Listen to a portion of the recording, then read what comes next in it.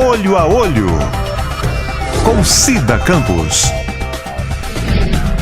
O programa Olho a Olho com Cida Campos dessa semana recebe nosso amigo, nosso parceiro, Dr. Lucas Serbati. Nós vamos falar sobre contrato imobiliário, sobre o aluguel da sua casa, sobre o aluguel do seu imóvel comercial, seja o que for. Dr. Lucas vai esclarecer muitas perguntas. Seja bem-vindo, meu amigo, meu parceiro. O prazer é todo meu, Cida, está aqui no Olho a Olho com Cida Campos, na TV Cajueiro. E o que nós podemos hoje orientar, informar todos os telespectadores, estamos à disposição. Doutor Lucas, eu recebi algumas perguntas que eu mesma fiquei assim um pouquinho, falei, poxa, eu nunca parei para pensar. Aluguel. Vamos dizer que eu aluguei a casa para o Joaquim. E o Joaquim, eu não fiz contrato com o Joaquim. Não existe o contrato. Porque eu conheço o Joaquim, porque o Joaquim é um amigo de infância, mas o Joaquim quer sair do imóvel ou eu quero que o Joaquim saia, por qualquer motivo. E aí? Cida, sem dúvida, a primeira orientação a ser feita com o seu Joaquim ou qualquer locador ou locatário é o contrato de locação. É um modelo simples, qualquer papelaria possui um modelo. O ideal é você fazer ele justamente porque ele será a avença, será a relação contratual entre o locador e o locatário, em que cada um sabe até onde vai a sua linha tênue, né? Até onde você pode ir e até onde você deve regredir. Tanto na questão período do aluguel, valores, questões de rescisão, principalmente a questão de rescisão, que é uma parte muito delicada da relação contratual, porque quando você entra no imóvel, tudo são flores. O problema é quando você sai, principalmente se for durante a relação contratual ou se acontecer algum questionamento de rompimento de cláusula, que aí vem as cláusulas, vem as multas rescisórias e tudo isso geralmente causa né, um abalo emocional e financeiro, tanto do locador quanto do locatário, que muitas vezes acaba culminando com uma ação judicial. O ideal é que tenha contrato. O problema é quando não tem contrato. E aí o que acontece? O que foi avançado entre as partes? Não existe. Se existirem testemunhas, ótimo. Essas testemunhas elas podem fazer parte de um processo no sentido do reconhecimento daquele contrato tácito. Contrato tácito é o falado, né? O que não foi realmente escrito. E isso é um elemento de prova, um indício para provar a relação contratual, principalmente as cláusulas verbais que teriam sido convencionadas entre as partes. O problema é quando você não tem nem testemunha, você não tem contrato. É a palavra de locador e locatário. Infelizmente, nesse caso, você até consegue provar alguns direitos judicialmente. Um exemplo, uma multa pelo atraso, correção monetária e tudo.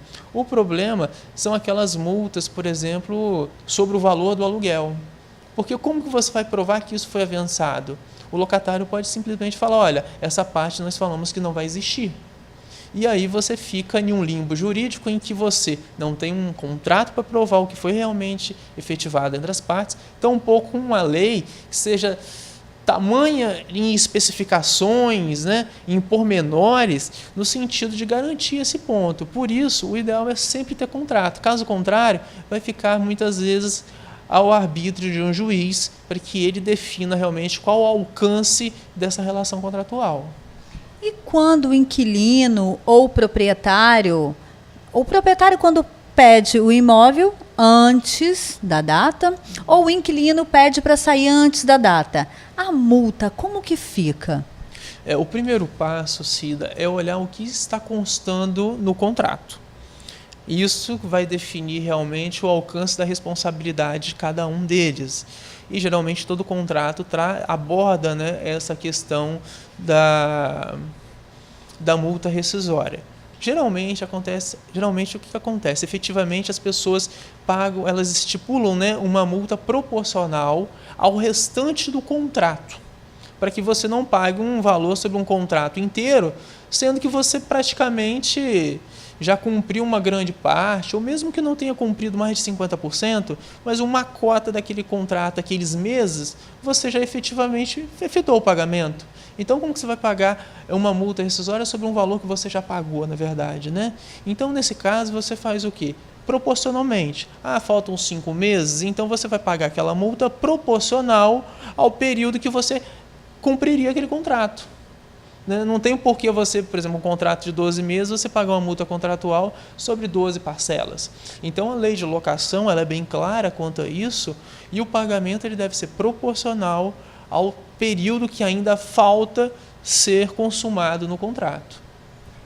Doutor Lucas, quando o inquilino não paga o aluguel, não paga a água, não paga a luz, tendo contrato ou não tendo contrato, a situação, como fica? Sim, o ideal, novamente, é ter o contrato. Mesmo que não tenha, no caso, e o inquilino não pagando o aluguel, não pagando a água, a energia, ou qualquer outro valor que tenha sido pactuado inicialmente, o locador ele deve encaminhar uma correspondência, pode ser pessoalmente, né, pegando o ciente, ou mesmo uma correspondência, informando que deseja pegar novamente o imóvel, além disso, cobrando essas parcelas, dando um prazo de 30 dias para que aquele locatário saia do imóvel, entregando o imóvel nas mesmas condições iniciais e pagando todos os valores. Ultrapassado esse prazo de 30 dias, o caminho é a ação de despejo cumulada com uma ação de cobrança.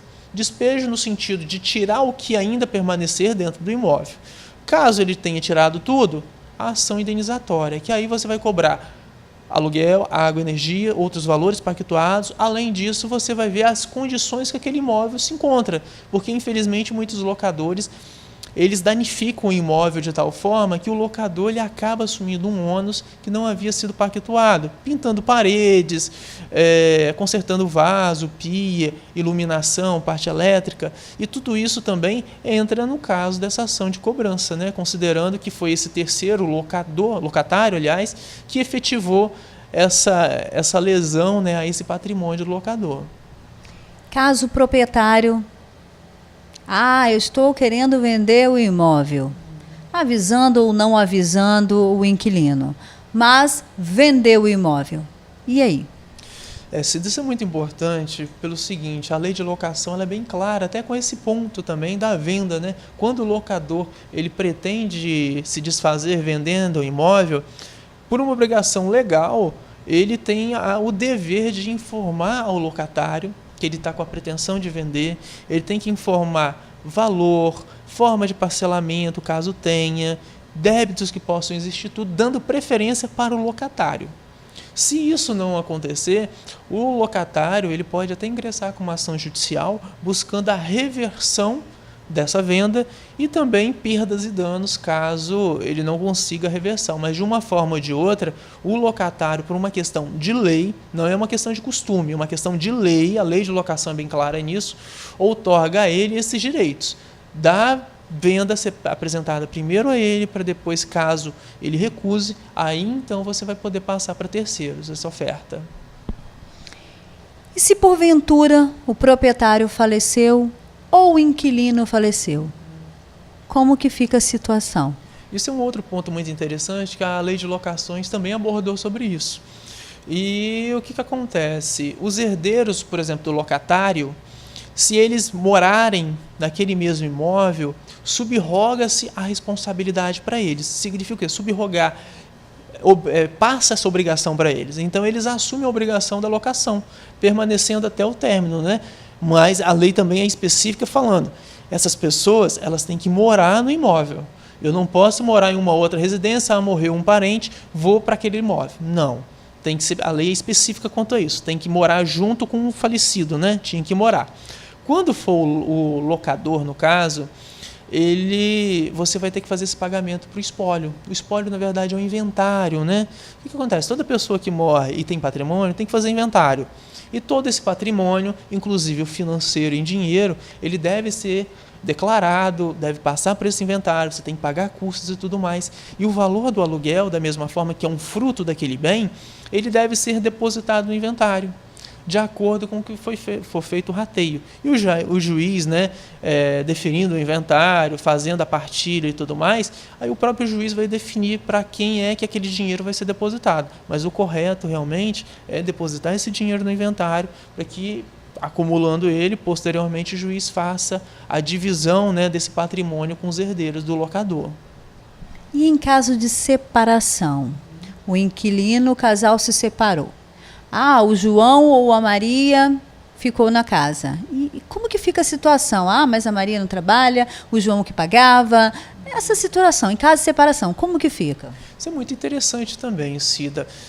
Vou começar partindo pelo locador. O locador, no caso, ele e a esposa, no caso de divórcio, o contrato vai continuar e vai continuar no nome daquele que ficar com aquele patrimônio. Então, se ficar com a esposa, o contrato de aluguel continua, o locatário continua, só que ele vai fazer o pagamento direto para, então, divorciada, né, para a mulher que passou a ser a dona daquele patrimônio. Da mesma forma, se for um homem, o pagamento para o ex-marido. Agora, quando for com os locatários, vai ficar definido ali quem ficar com o imóvel, na verdade, vai assumir essa obrigação. Se ficar para a esposa, se ela quiser ficar ali, ela vai ter que assumir esse ônus. E se os dois, por acaso, da divisão, eles não tiverem condições de arcar com esse aluguel, o ônus também entra no divórcio. Não apenas o bônus, né, o dinheiro, os bens do casal, mas o ônus também vai entrar. E aí eles vão ter que assumir a multa rescisória no caso eles não permaneçam mais naquele imóvel.